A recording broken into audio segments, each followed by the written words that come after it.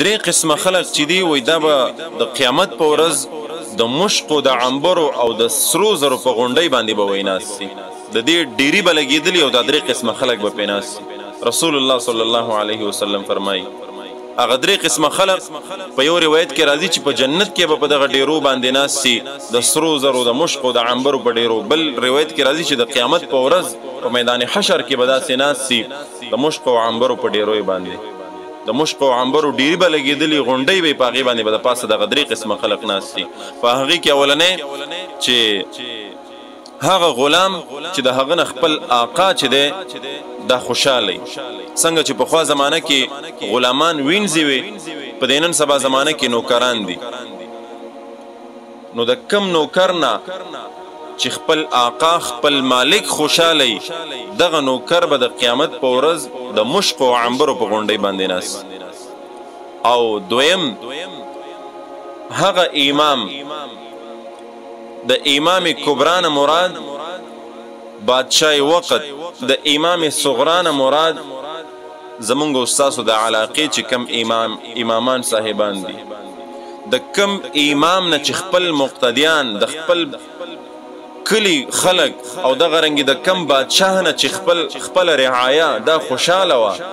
دا تی مطمئنه وه الله رب العزت به دغه بادشاه دغه امام هغه که صغرا دی او که کبرا دی الله رب العزت به د قیامت په ورځ د مشق او عنبرو په غونډۍ باندې کینی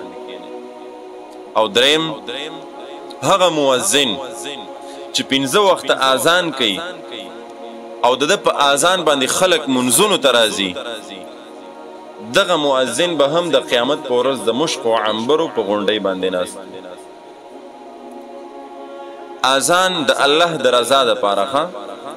نن سبا چې دا کم بعضې مؤذنین چې دي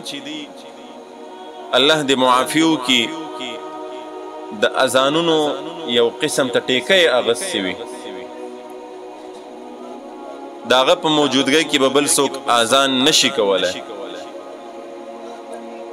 نو لہذا د الله د رضا دپاره دې دپاره نه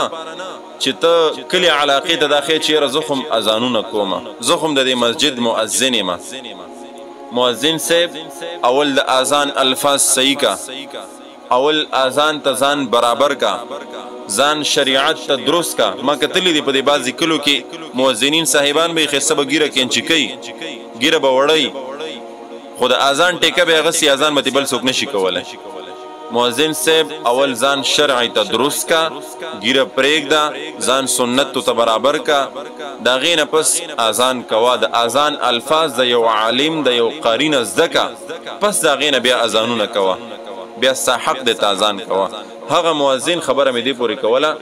چې هغه 15 وخت اذان کوي خلق منځ ته رابلي دغه مؤذن به هم د قیامت په ورځ د مشق او عنبرو په غونډۍ باندې ناست